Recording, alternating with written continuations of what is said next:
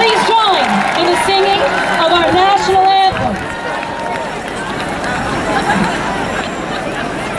Oh, say, can you see by the dawn's early light what so proudly we hailed, and the twilight's last gleaming, whose broad strokes and bright stars through the perilous fight, our ramparts we watched were so gallantly streaming, and the rockets fire, the bursting in air, gave proof to the night that our flag was still there.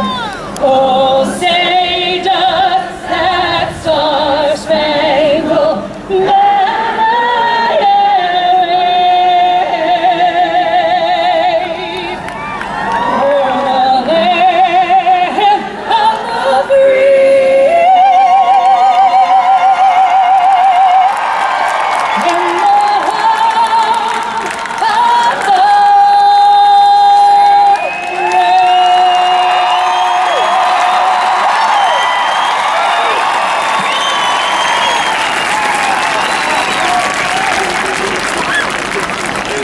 Hello, Asbury Park. My name is Danny. Hi. Thank you for being here. What an incredible, awe-inspiring turnout. I honestly feel floored. You can't believe it. Thank you to the amazing and incredible city of Asbury Park who joined together with us and opened their city to over 4,000 people for this event in very short notice. This march started with a text message between myself and three amazing ladies. Jen, who just sang for us, Amanda, and Dallas. All incredible women, all different from different backgrounds, but all strong in character and commitment, and they are amazing friends to me. While watching President Obama's farewell speech a week ago, one particular sentence stuck with me, and many people, and it got me fired up. It was what he referred to as his final request as president. He asked of us the same thing he asked of us 8 years ago, to believe not in someone else's ability to bring about change, but to believe in yours. He said, I believe in change because I believe in you.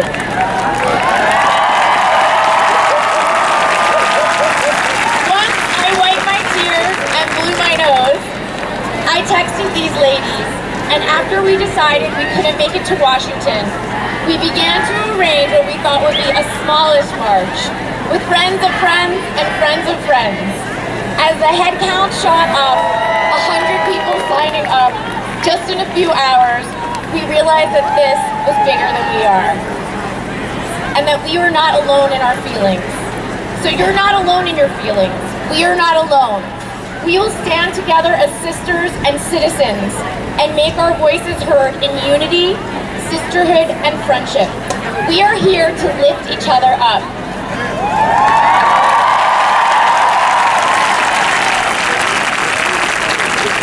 I'm a lover and collector of quotes, and one of my favorite quotes is by Gandhi. He said, "Be the change you wish to see in the world." Every new day we have the opportunity to do just that. To not complain, to not be negative, to get out there and do something.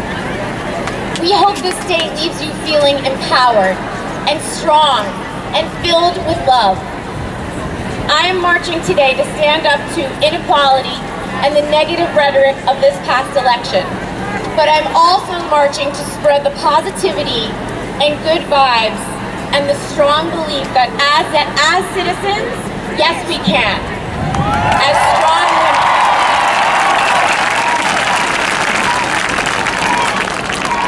Yes, we can.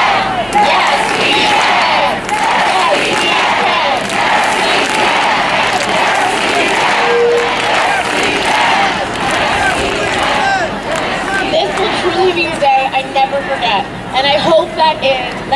have for every single one of you. Much love and all good things. I'm going to introduce my friend Dallas, who is going to say a few words and then lead us in the Citizen's Oath. Thank you so much. Hello, Asbury Park! You guys are amazing. Thank you so much for coming out. I love your signs. I love your hats. I love your children. I love your grandmothers. I love that we are all together here today. I want to give a quick shout out to all the people who helped us make this happen. I'm here because you guys showed me that if you send out a call, people will show up. And that if we stand by the courage of our convictions, and we are committed, like our lives depend on it, because they do, and we stick together, and we pick each other up, when we've fallen down, whether we were tripped or pushed or kicked, that's how change happens. And that's what happened here today. So I want you guys to remember this, and I want you to know that this country has always relied upon its people to keep it honest. From the founding fathers and mothers, to the suffragettes, to the abolitionists, to those who fought for civil rights, to those who fought for marriage for all, for equality, no matter your sexual orientation, your religion, your race, how tall you are, how much money's in your bank account, your abilities or your disabilities. We are founded here in America on the premise that we are all created equal, and that's why we are here today.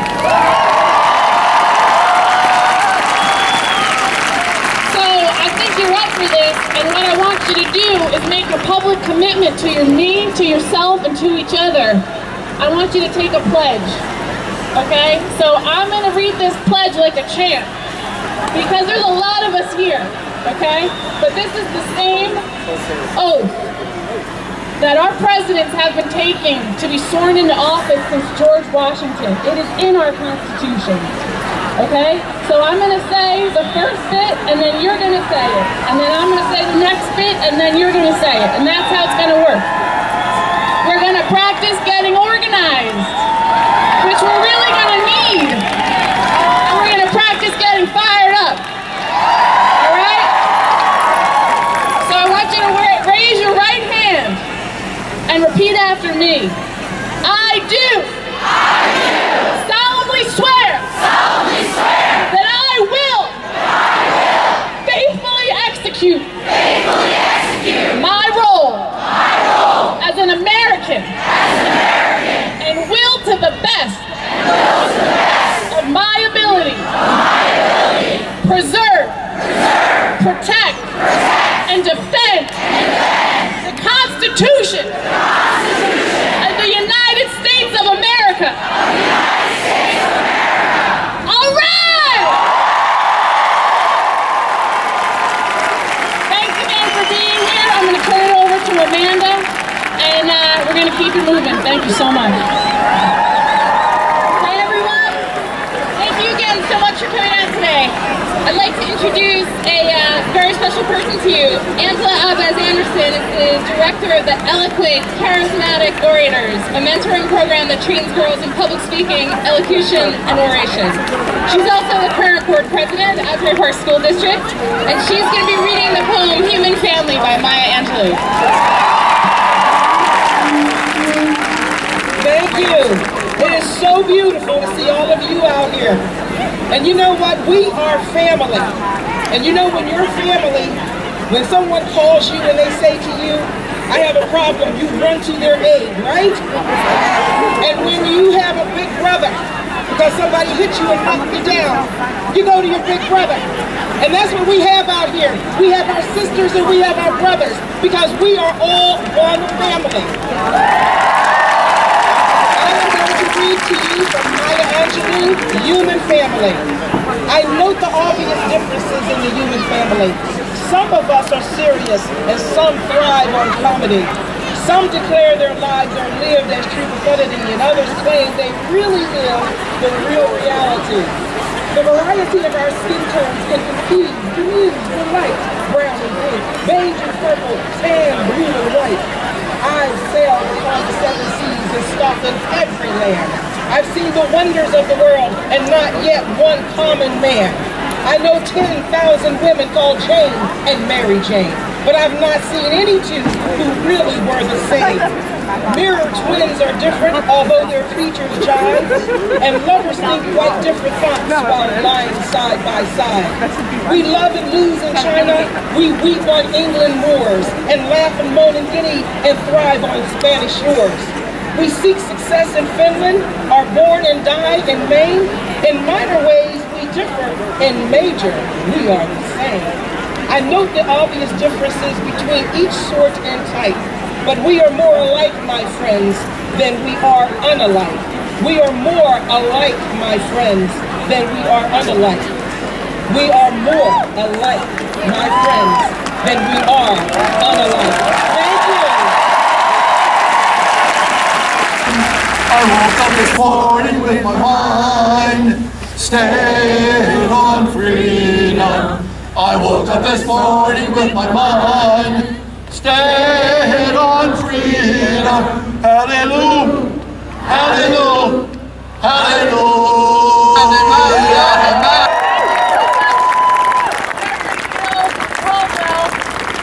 United Methodist Church, thank you so much for being with us. It's a true honor and a privilege. Give it up one more time. That was Show me what democracy looks like! This is what democracy looks like! Show me what democracy looks like! This is what democracy looks like! Show me what democracy looks like! This is what democracy looks like! Show me what democracy looks like! This is what democracy looks All like! right, listen up. This is beautiful today. You are beautiful today. Standing up against bigotry and hate. But I have to say this. I have to say this. We are going to have to do this every day. Every day it will not be easy. Every day you're going to have to wake up and do something uncomfortable. I'm going to quote Sister Nicole Harris. You're going to have to love in the face of hate. And it is not easy. So I just want to say that change only happens when we enter those uncomfortable spaces. Our power is our collective presence, our collective demands. We must organize and mobilize just like we are today. But to do this effectively, we cannot passively wait until the next Facebook post on an event or until some convenient day next month that works for our calendars. No, it is up to us. It is up to each of us to join a cause, join a movement, join an organization, join a committee, form a committee, go to those meetings, become part of the fabric of the community and participate in those discussions to plan this resistance.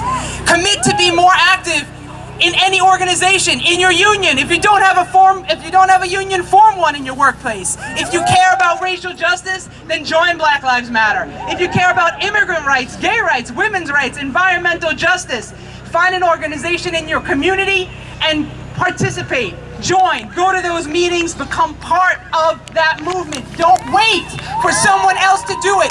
We are the ones that we have been waiting for. This is the moment.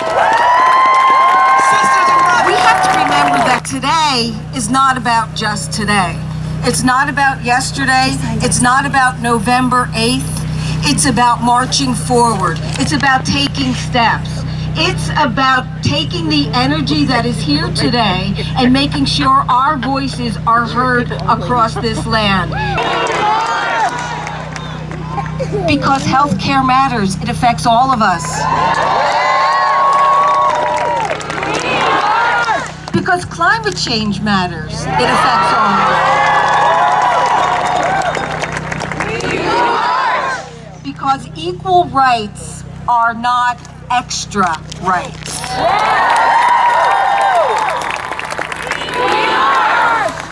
With love, because love wins. Come to Asbury Park for a women's march. This is what you get.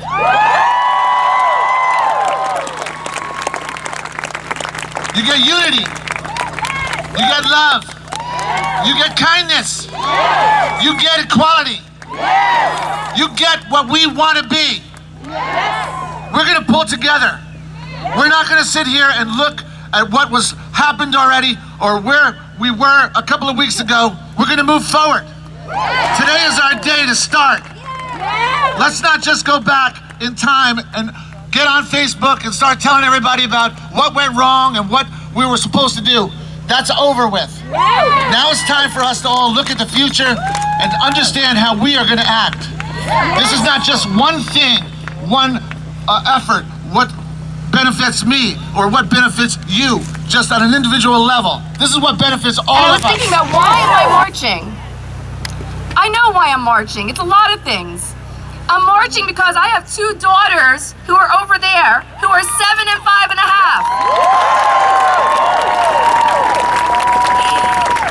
And I have all of you wonderful people of different race, different nationalities, different beliefs in different sexual orientations, people who believe in different things about climate, people who believe in all different things. But the thing is that we all believe in is that we all deserve the right to have a wonderful life, and that we are all equal in the eyes of everybody here. And nobody should be treated any differently. Women are still making 21% less than men. Woo! In 2017, that's crazy. I'm an attorney. When I walk into a courtroom or I walk into a deposition, I still am asked sometimes if I'm the court reporter. This is the kind of thing that is crazy to me and we should never do. And I still know I get paid less than some of my male colleagues. And we have Planned Parenthood side, Planned Parenthood Women's saves lives. Fact of the matter is that last week the Congress and the House of Representatives basically voted to defund Planned Parenthood. They also started the process of repealing the Affordable Care Act, which is women's health and children's health and health for all Americans. It is amazing what we're seeing happen, and you need to pay attention. You need because this, for like so many of you, these events of our times, they impact me deeply. This is personal. I have friends that have made their home here. They are legal residents who have birthed their babies within our borders. They work here, they contribute to our economy and our community. Our children are best friends. They love this country. They believe in our potential and want to amplify their voice. They didn't come today out of fear. My parents, both managing serious and chronic health conditions, depend on the health benefits they receive through the Affordable Care Act. What happens to them when they are unable to pay for the care that literally keeps them alive? My son goes to a school that's been the target of dozens of hoax swatting calls over the last 2 years. What happens when the next call is not a hoax? What happens when the next school shooting is here? What if the next family to mourn the loss of innocent life is mine? What about my friends, whose sons and daughters have darker skin than that of my son? What fear must they know each time their child leaves their home? Don't wear the hood on your sweatshirt. Don't play with shiny toys. Don't put your hands up. Put your hands up. For some of my friends and their children, just being carries daily risks. So yes, this is personal. There will be a public narrative that makes this political, and for some it may be. But today, here in Asbury Park, we are here because we care about people. It is just the beginning of the revolution.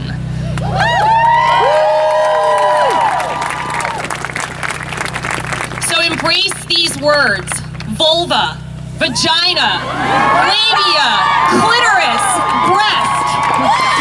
Speaking publicly and accurately about women's bodies isn't revolutionary. Equal pay for equal work, proportionate representation at leadership tables, speaking publicly about equality for women isn't revolutionary. The pill, the patch, IUD, the ring, abstinence, Plan B, abortion, IVF, IUI, childbirth, speaking publicly about women's full range of reproductive choices isn't revolutionary. Sexual harassment, sexual exploitation, assault, rape, speaking publicly about sexual violence isn't revolutionary. What is revolutionary is the ways in which our voices are being heard. The ways in which we as activists are organizing and using technology to create communities, share ideas, cultivate the next generation of feminists and activists, and create a world that harnesses the power of women rather than suppresses it.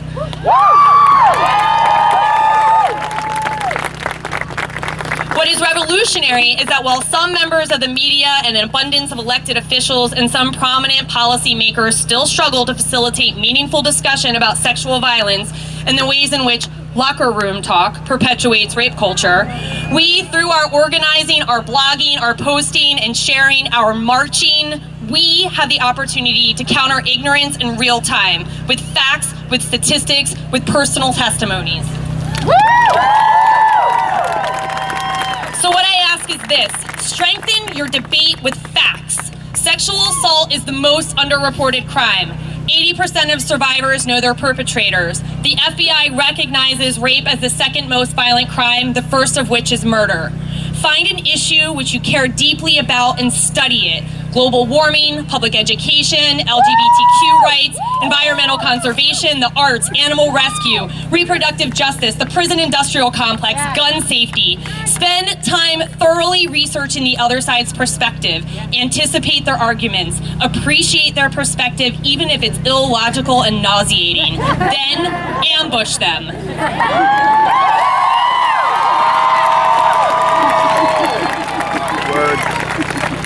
With respect and intelligence, with a voice that speaks truth to power, be transparent and be kind, but engage in the debate and stand by your factually supported position. And our current political and social discourse would lead us to believe that we are more different than we are alike, but that is not true. In this park, on this day, we are surrounded by close to 6,000 people dedicated to a safer garden state. We are business owners, writers, lawyers, social workers, doctors, teachers, athletes, moms, aunts, cousins, sisters, daughters, wives, nesties, feminists, humanists, advocates. We are nonprofit executives, we are women, and we are fucking revolutionary.